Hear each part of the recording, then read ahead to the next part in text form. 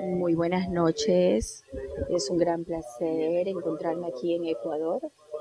Esta es la primera vez y seguramente el haber venido acá a Ecuador es una verdadera emoción. Quiero agradecerles a todos que hicieron posible que estuviera aquí y obviamente a los organizadores. Es un gran placer encontrarme aquí. También quiero agradecer a las escuelas y a las personas que participaron en el proyecto que justamente fue descrito. Voy a hablar un poco más del proyecto original en un minuto, pero fue sumamente importante no tomar esos hallazgos, sino pensar cómo íbamos a adaptarlos al entorno o región latinoamericana. Este fue un gran proyecto, como ustedes conocen, 28 escuelas trabajaron de toda Latinoamérica en este proyecto, participando. Inicialmente fueron entrevistados más de 100 escuelas y teníamos un gran conjunto de información y de datos de una gran región de las escuelas y hablamos con un número enorme de reclutadores, ejecutivos, empresarios, de graduados de las escuelas y fue un proyecto masivo muy grande y pienso que nos emociona haberlo terminado. Y los en 2 o 3 meses. Va a ser traducido al español y en inglés y va a estar disponible en la red, al igual que en presentación del libro. Bien, déjeme contarle un poco sobre la educación de la administración en negocios y los cambios que estamos proponiendo como resultado de este libro, Repensando el MBA. Bueno, este campo en realidad es un campo bastante joven. Muchas de las escuelas en administración de negocios son basadas en las universidades y surgieron 125 años atrás, más o menos. Y cuando nosotros hablamos de esto, es una profesión bastante joven. Mucha investigación está llevando a cabo en el impacto que este tipo de escuelas han tenido en el desarrollo de las sociedades y desarrollo de los negocios, del bienestar económico y de los estudios muy sofisticados muestran que la administración ha tenido un gran impacto en el estándar de vida que las personas han tenido y la forma en que llevan a cabo sus vidas en los últimos años. Por esta razón es sumamente importante. A la vez, como mencionó Gabriel, siempre existen retos, desafíos. No se puede suponer que solamente porque se tiene una educación en negocios y nos ha ido bien, va a continuar siendo así. Ese es un pensamiento peligroso.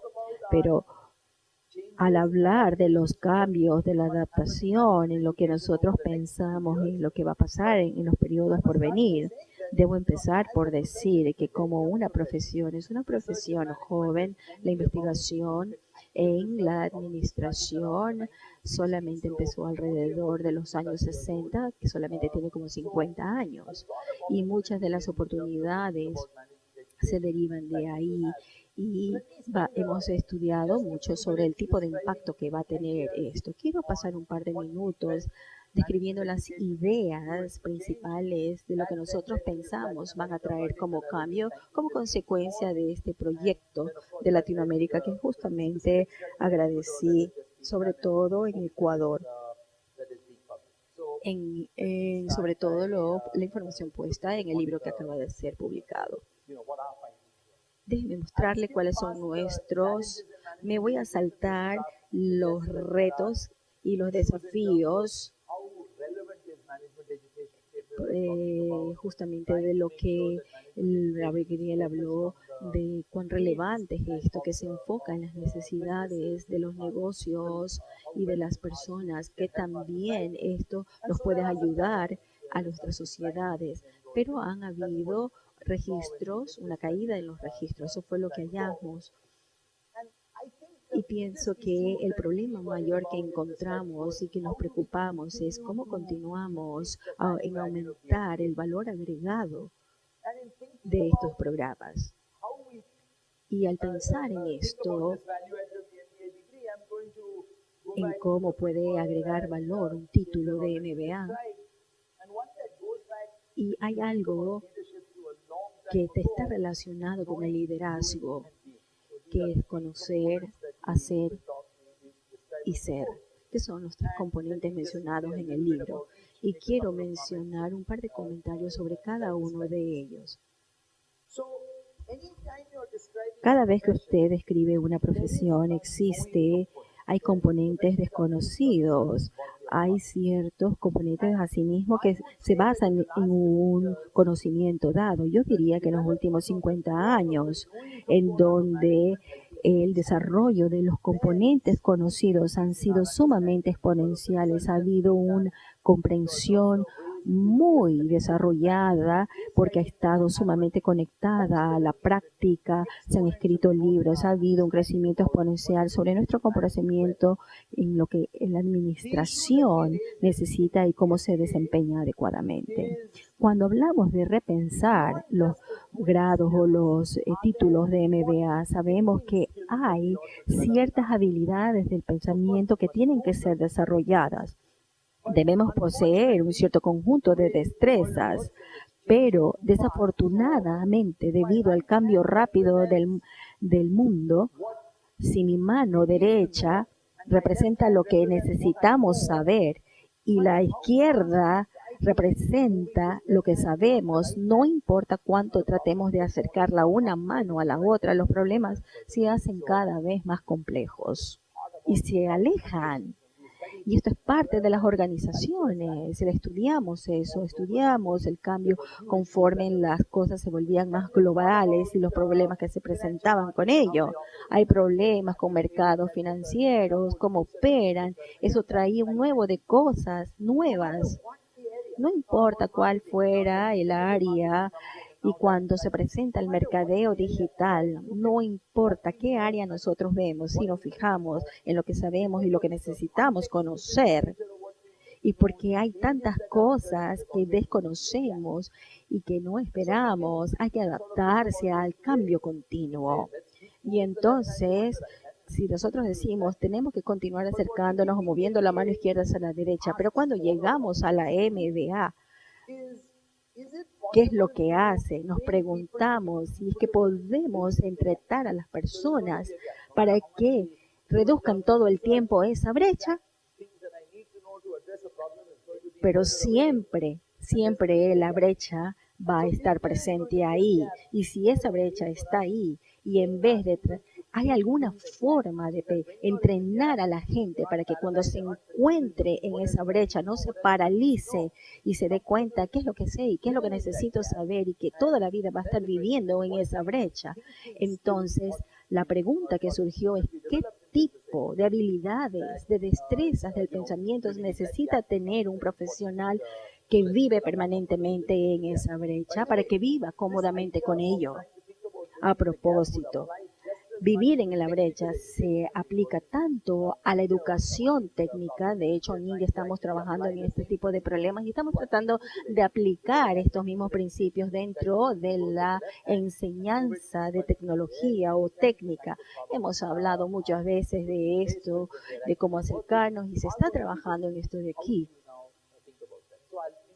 Y por esta razón voy a presentar ideas del pensamiento integrador, del pensamiento que se necesita tener para llenar esa brecha. El segundo problema que nosotros encontramos es que aunque teníamos unas habilidades para continuar mejorando unas destrezas, hubo desde el punto de vista de los ejecutivos, tanto en Latinoamérica como en nuestros estudios, un desconocimiento de la brecha, porque aunque conozco muchas cosas, cuando tengo que realizarlas y llevarlas a cabo, ¿cómo mismo las hago?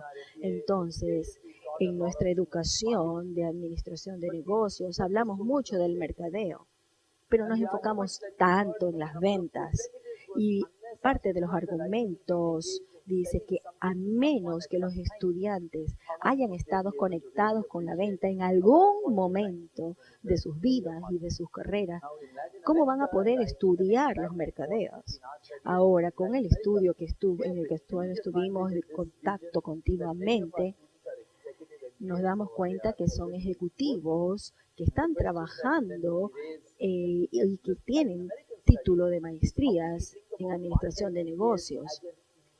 ¿Cómo pensamos o cómo creamos una fortaleza tan grande para que todo el tiempo tengan estabilidad, como la que nosotros le preguntamos a nuestros estudiantes, de cómo pueden tomar ventaja del hecho de que ya están haciendo las cosas y cómo pueden estructurar, cómo podemos nosotros estructurar el aprendizaje para realizar estas cosas, el hacer? Ahora, en cuanto a nosotros nos sentimos sumamente cómodos con los tipos de las pedagogías que utilizamos dentro de nuestros sistemas. Utilizamos las charlas, es el tipo de pedagogía que utilizamos mayoritariamente. Obviamente nos enfocamos en las metodologías de casos, usamos muchísimo eso. Pero hay otras habilidades que ni los casos ni las charlas lo brindan. Y yo siempre bromeo que si yo estuviera a enseñarle a mis niños cómo nadar, no les enseñaría con una charla, no les darle una charla larga, ni tampoco con casos. No les voy a decir, discutamos esto, sino que los pondría en la piscina, les enseñaría a patear y que piensen como que estuvieran andando en una bici. Y usted lo pone ahí, porque ahí se aprende haciendo. Y ese tipo de esa habilidad solo viene o solo se deriva de la práctica repetitiva. En nuestra escuela de negocios tratamos mucho sobre el pensamiento innovador. Uno de esto puede ser enseñado. De hecho, existe algo que uno puede hacer para que uno se vuelva más innovador de lo que ya es. Y en segundo lugar, si uno lo quiere enseñar, tiene que hacerlo al igual que como se hace la enseñanza de la natación. Como cuando se mete en la piscina, se hace en la piscina.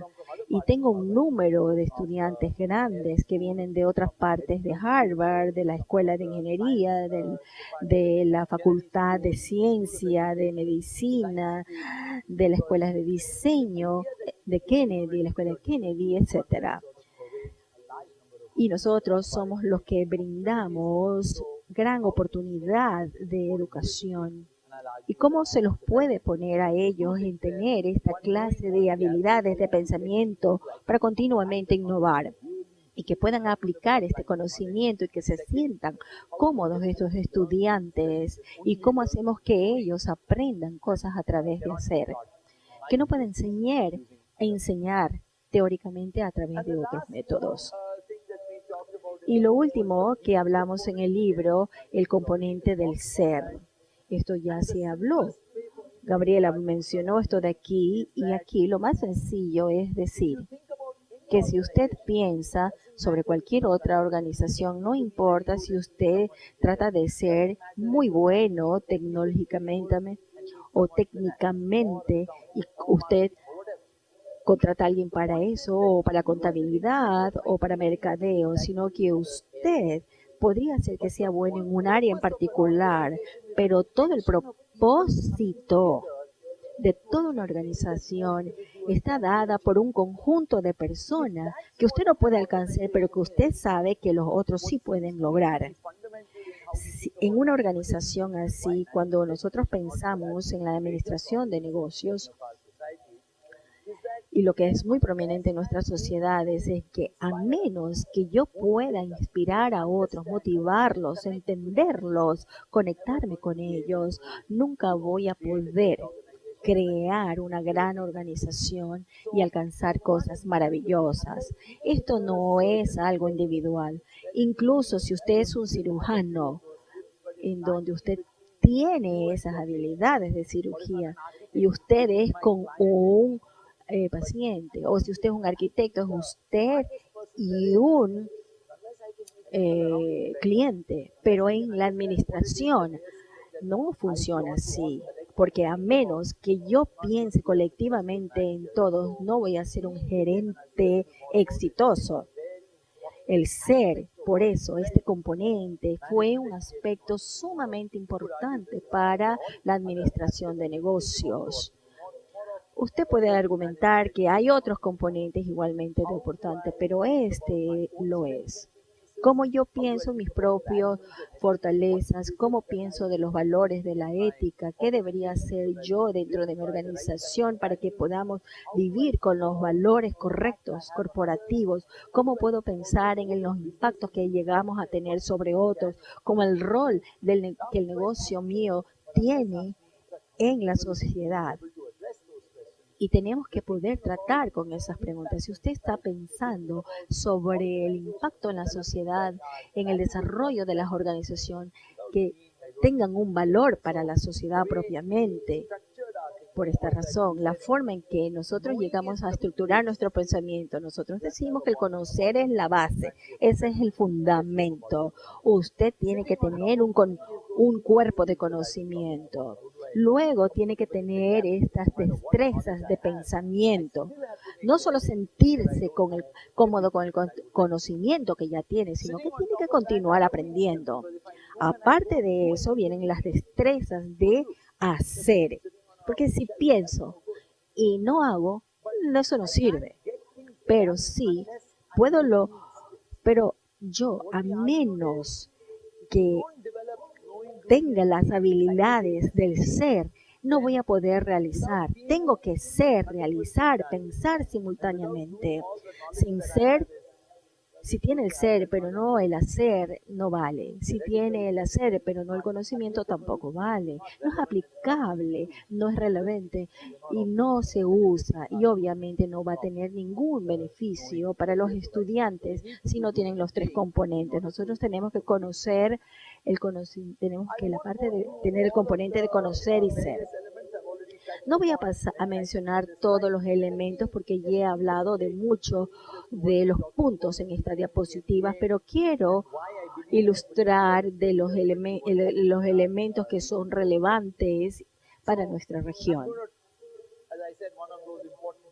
Una de esas cosas es pensar y comunicar, porque si usted permite que se cree una brecha, va a haber mucha confusión. Por eso es importante comunicar y articular. Hay que pensar con criterio. ¿Cómo voy a tomar una decisión cuando se me presenta una situación ambigua? ¿Cómo pienso lógica? ¿Cómo tengo evidencia que soporte? ¿Cómo diferencio los hechos de lo que son las opiniones? Y lo que repensamos, obviamente, tomamos a la escuela de Stanford, del posgrado. Apenas llegan los estudiantes, tomaron este curso de que si usted está enseñándole a las personas del pensamiento de crítico, es el mejor momento para enseñarles a ellos, es que piensen con criterio o críticamente al inicio, es el mejor momento. Al inicio del programa es el mejor momento. El desarrollo de las destrezas para el pensamiento crítico es sumamente importante y que hay que enseñárselo al inicio y que lo practiquen repetitivamente. Lo enseñamos al inicio del seminario de 14 a 16 estudiantes. Se trata directamente con un miembro de la facultad y luego es importante distinguir de que hay asignaciones escritas que hay que entregarlas en el día miércoles, que se califica el jueves y luego se lo discute el viernes. La idea detrás de esto es que si yo estoy pensando críticamente, realmente no se trata de discutir un caso, sino que uno pasa al 1, vea al paso 7, vea que ha concluido y dése cuenta de lo que está diciendo y discutir alrededor. Así es como funciona eso. Ahora también hay 7 ciclos del 2008 al 2009 de tales ciclos. Y el estilo, tanto como el contenido, fueron calificados. Recuerden que en este tipo de esto nosotros necesitamos que ustedes piensen, desarrollen un pensamiento crítico cuando se encuentran en la brecha. Y se habló de si Google debería quedarse en China con Google China. ¿Deberían estar o no en China? Pero ¿cómo lo razonaría o cómo lo pensaría lógicamente? En los Estados Unidos hay un debate si nuestro sistema educativo tiene que ser reformado o si que debemos hacerlo públicamente o si deberíamos aperturarnos a diferentes escuelas privadas o abrir escuelas privadas, etcétera. Deberíamos utilizar reglas versus la discreción. Recuerde que hay unas situaciones en particular en los Estados Unidos.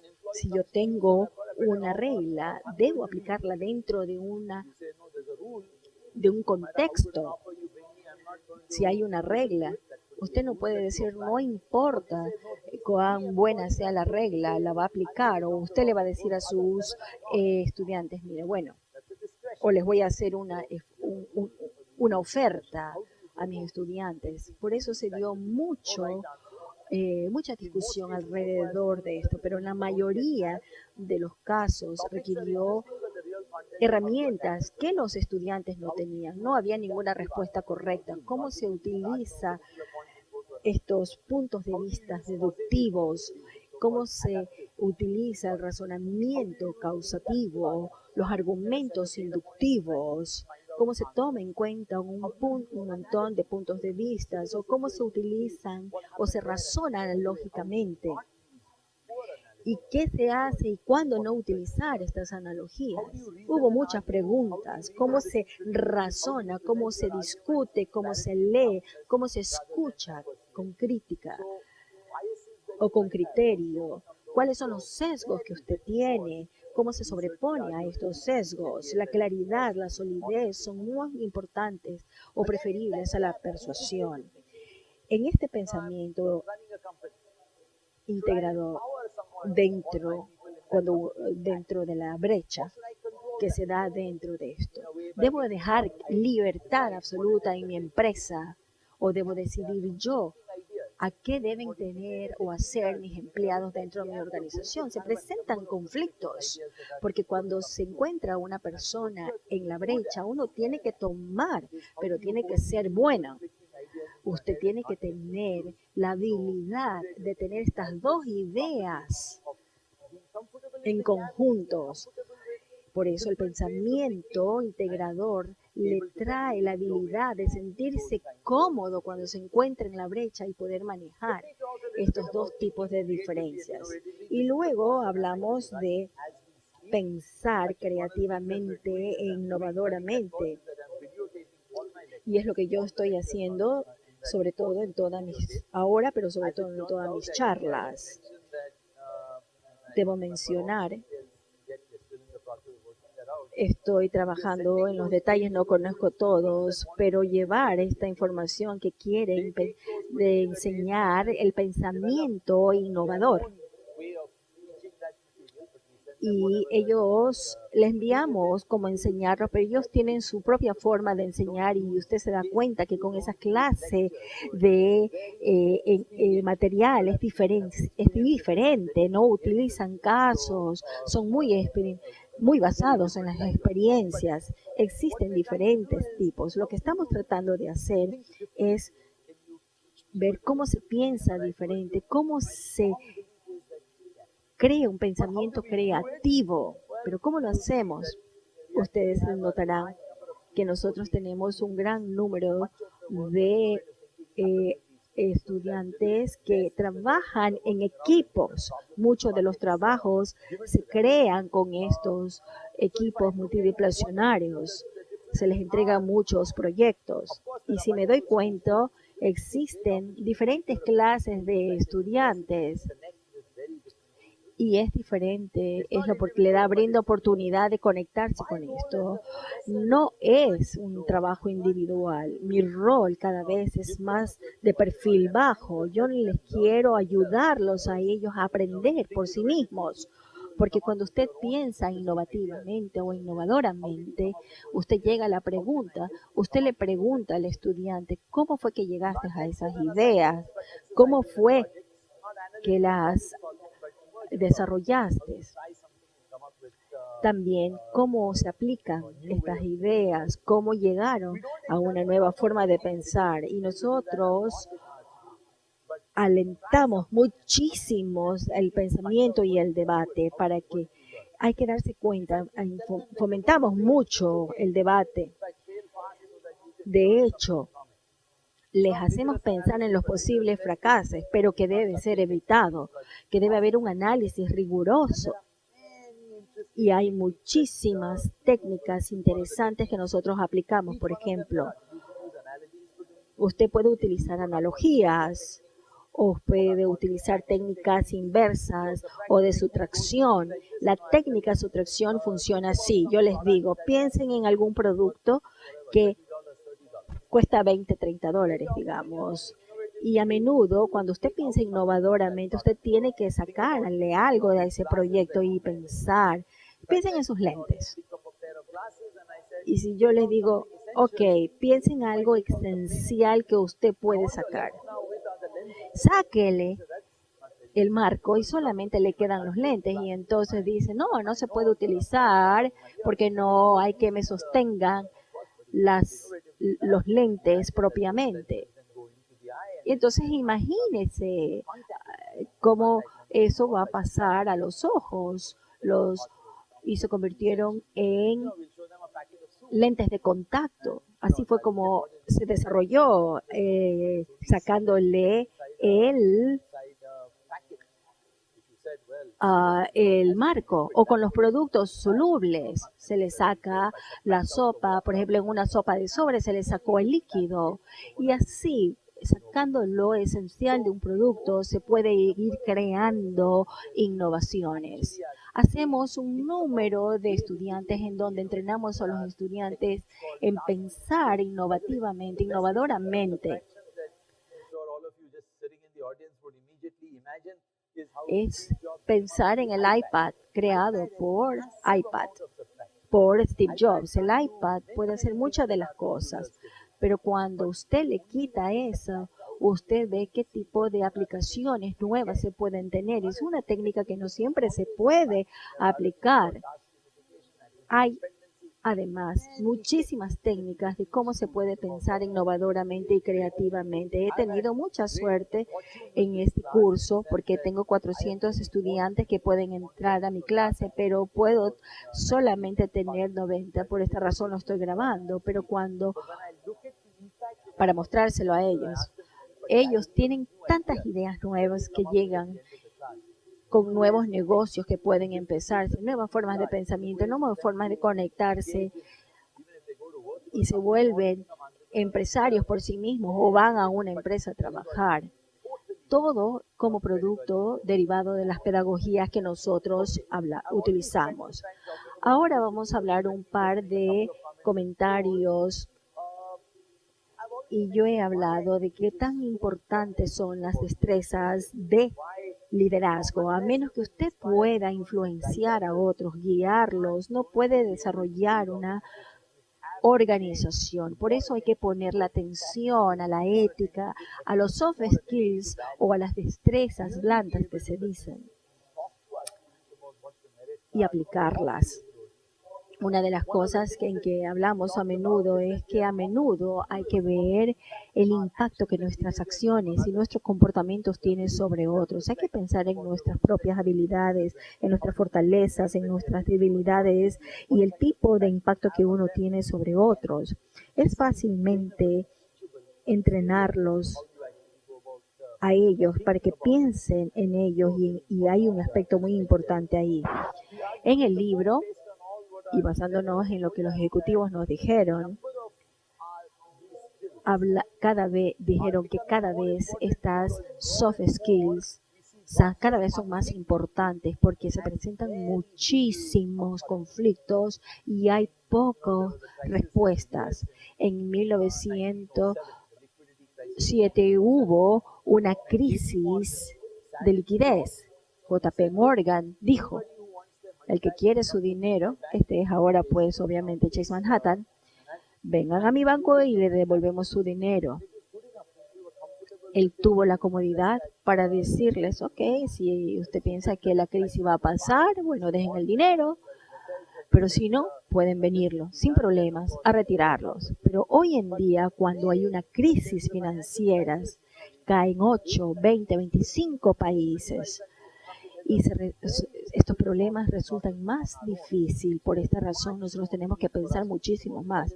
Por eso, esto se presenta por igual en las familias, en las organizaciones, cómo se desarrollan estas habilidades de liderazgo para que nosotros podamos lograr con estas organizaciones o familias lo que deseamos alcanzar. Y así, en el contexto latino, la parte global fue muy grande, pero la parte regional realmente tomó mayor relevancia de acuerdo a lo que nos mencionó Virginia y Gabriel. Porque hay mucho negocio familiar y que ellos quieren volverse bastante empresariales. Como Gabriel dijo, se mencionó y se tomó en cuenta dentro de nuestro programa de repensar los MBAs. En general, la administración de negocios siempre ha sido un programa que se ha adaptado continuamente, porque si vemos su historial desde de 1880 hasta 1960, el entorno era totalmente diferente en los 40 o 50 años posteriores del 60 hasta el 2000 y desde el 2000 en adelante, cómo nosotros pensamos. Entonces, hay periodos en donde estos cambios importantes se dan. La mayoría de nosotros entramos a enseñar porque es una profesión maravillosa, sobre todo por el impacto que se tiene en otros y en la administración de las escuelas de negocios, pero a veces se presentan momentos, y yo pienso que este es uno de esos momentos en donde uno se pone a pensar qué es lo que vamos a hacer para afectar no solo a los estudiantes que están en la actualidad, sino a aquellos que va a pasar de aquí en adelante durante muchos años.